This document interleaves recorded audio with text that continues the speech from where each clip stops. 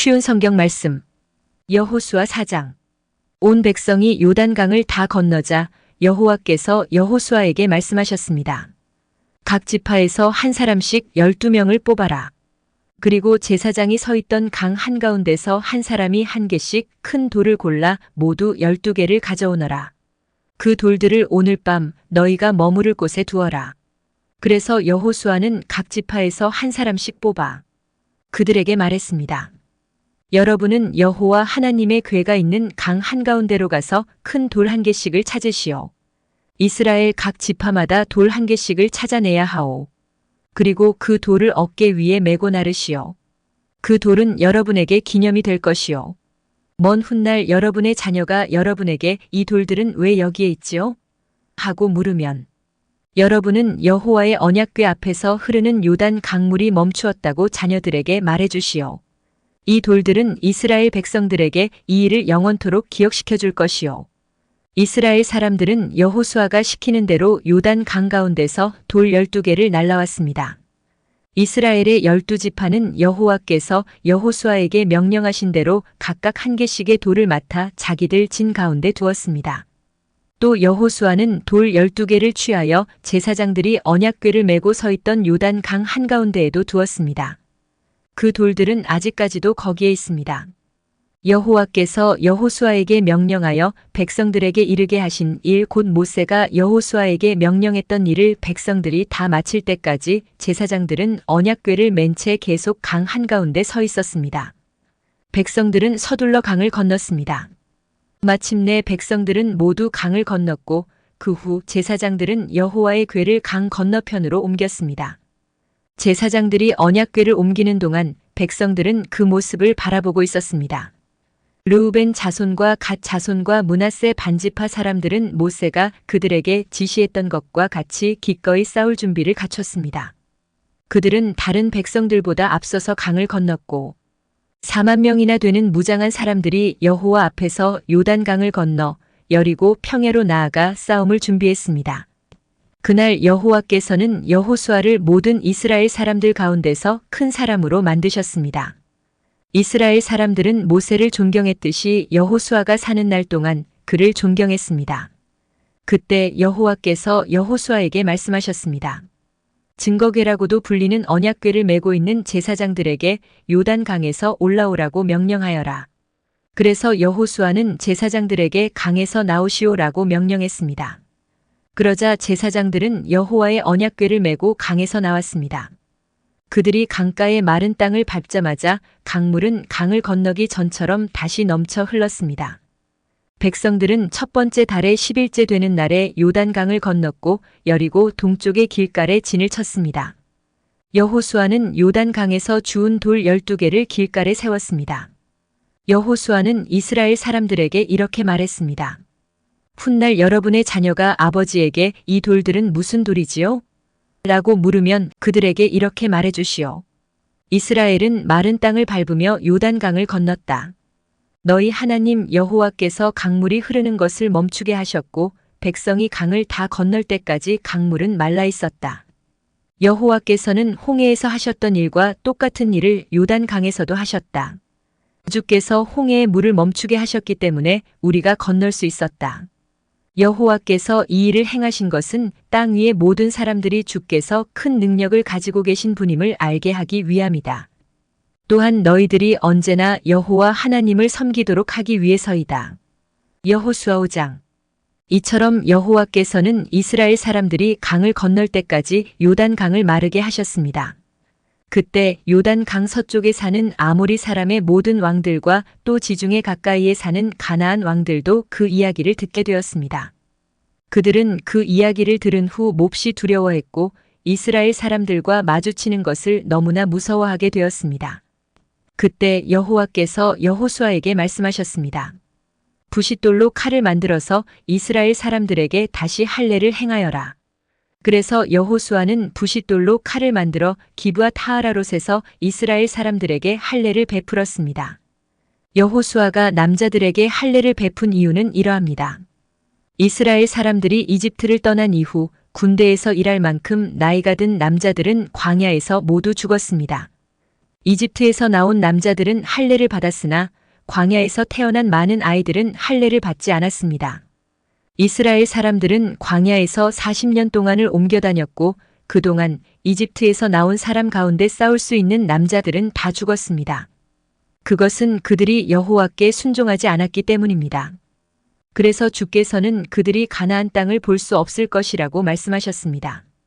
그 땅은 여호와께서 그들의 조상들에게 주기로 약속하셨던 땅이었고 젖과 꿀이 흐르는 비옥한 땅이었습니다.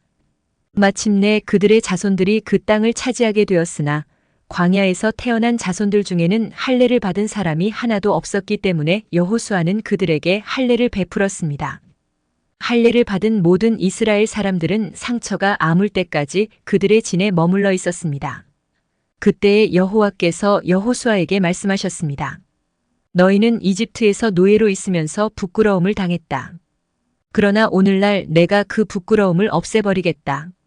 그래서 여호수아는 그곳의 이름을 길갈이라고 불렀고 지금까지도 길갈이라는 이름으로 불리고 있습니다.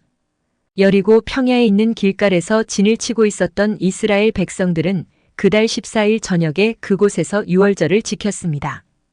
유월절 이튿날 백성들은 그 땅에서 자라난 식물 중 몇 가지를 먹었는데 그것은 누룩을 넣지 않고 만든 빵인 무교병과 볶은 곡식이었습니다.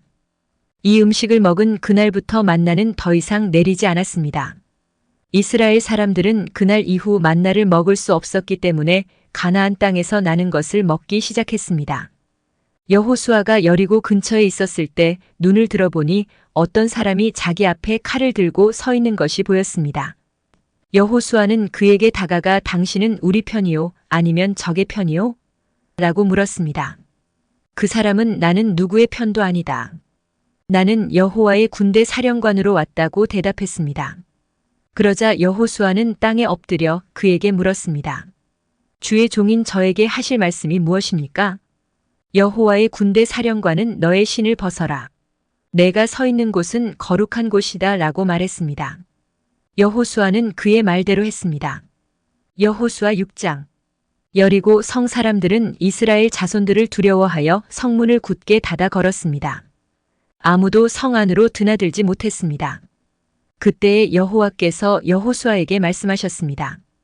보아라, 내가 여리고를 너에게 주겠다. 여리고의 왕과 그 모든 군인들도 너에게 줄 것이니 하루에 한 번씩 여리고 성을 너의 군대와 함께 행군하며 돌아라. 그 일을 6일 동안 하여라. 제사장 7명에게 순양의 뿔로 만든 나팔을 가지고 언약궤 앞에서 행군하라고 말하여라. 7일째 되는 날에는 성을 7바퀴 돌며 제사장들에게 나팔을 불라고 말하여라. 제사장들이 한 번 길게 나팔을 불면 백성들에게 나팔 소리를 듣고 크게 고함을 치라고 말하여라. 그리하면 여리고의 성벽이 무너질 것이다. 그때 백성들은 곧장 앞으로 쳐들어가거라. 그리하여 눈의 아들 여호수아는 제사장들을 불러 모아 말했습니다. 여호와의 언약궤를 나르시오. 제사장 7명은 나팔을 들고 그 언약궤 앞에서 행군하시오. 그리고 여호수아는 백성들에게 명령했습니다. 자, 가시오. 성 둘레를 도시오. 무기를 든 군인들은 여호와의 궤 앞에서 행군하시오.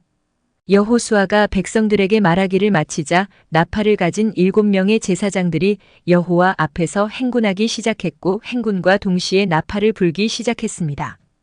그 뒤에는 여호와의 언약궤를 든 제사장들이 뒤따랐고 무기를 든 군인들은 제사장들 앞에서 행군하였습니다. 또 언약궤 뒤에도 무기를 든 군인들이 뒤따랐습니다. 그들은 각기 자기 나팔을 불었습니다. 그러나 여호수아는 백성들에게 고함을 지르지 말라고 했습니다. 소리내지 마시오.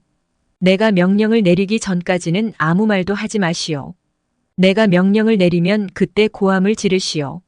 이처럼 여호수아는 백성들에게 여호와의 궤를 메고 성 둘레를 한 바퀴 돌게 하였습니다.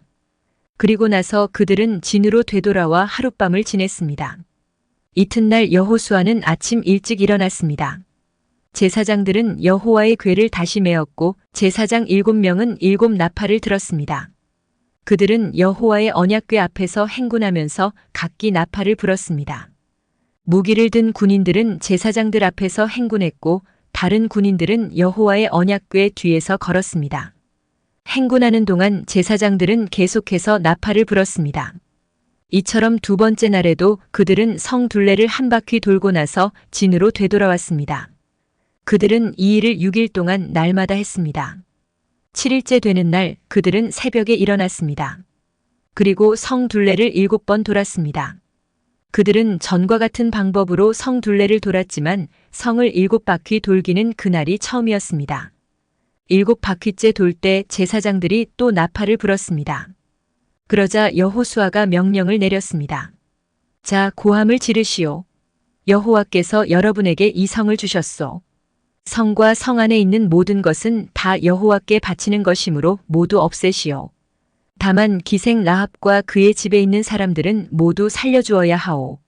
이는 라합이 우리가 보낸 2명의 정탐꾼을 숨겨주었기 때문이요. 전리품 중 어떤 것도 가지지 마시오. 이것은 이미 여호와께 바쳐진 것이므로 모두 없애버리시오.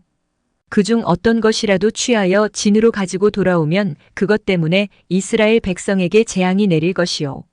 모든 금과 은과 구리와 쇠로 만든 것은 여호와께 속한 것이니 그것들은 여호와의 창고에 넣어두어야 하오. 제사장들이 나팔을 불고 백성들은 고함을 질렀습니다. 백성이 나팔 소리를 듣고 고함을 치자 성벽이 무너졌습니다. 그러자 모든 사람들이 성 안으로 곧장 쳐들어갔습니다. 이렇게 하여 이스라엘 사람들은 여리고를 차지했습니다. 이스라엘 사람들은 성 안에 살아있는 모든 것을 다 죽였습니다. 그들은 남자와 여자, 젊은이와 노인을 죽였습니다. 그들은 소와 양 그리고 나귀들을 죽였습니다. 여호수아가 그 땅을 정탐하러 갔던 두 사람에게 말했습니다. 그 기생의 집으로 가서 그 여자를 밖으로 나오게 하시오. 그리고 그 여자와 함께 있는 모든 사람을 밖으로 나오게 해서 당신들이 그 여자에게 약속한 대로 하시오. 그래서 두 사람은 라합의 집으로 들어가 라합을 밖으로 나오게 했습니다. 그들은 또 라합의 아버지와 어머니를 비롯해서 라합과 함께 있던 모든 사람들을 밖으로 나오게 했습니다. 두 사람은 라합의 온 가족을 이스라엘의 진 밖으로 데리고 갔습니다. 그리고 나서 이스라엘은 성 전체와 그 안에 있는 모든 것을 불태웠습니다. 그러나 그들은 금과 은과 구리와 쇠로 만든 물건은 태우지 않았습니다. 그것들은 여호와의 집 창고에 넣어두었습니다. 여호수아는 기생 라합과 그 여자의 가족 그리고 그 여자와 함께 있던 모든 사람들을 구해주었습니다. 여호수아는 그 사람들을 살려주었습니다. 왜냐하면 라합은 여호수아가 여리고를 정탐하기 위해 보낸 두 사람을 도와주었기 때문입니다. 라합은 오늘까지도 이스라엘 사람들과 함께 살고 있습니다. 그 후에 여호수아는 이렇게 경고했습니다. 누구든지 이 여리고 성을 다시 지으려 하는 사람은 여호와의 저주 때문에 벌을 받을 것이다. 이 성의 기초를 놓는 사람은 맏아들을 잃어버릴 것이고 이 성의 문을 세우는 사람은 막내 아들을 잃어버릴 것이다. 이처럼 여호와께서는 여호수아와 함께 하셨습니다. 또 여호수아는 온 땅 위에 유명한 사람이 되었습니다.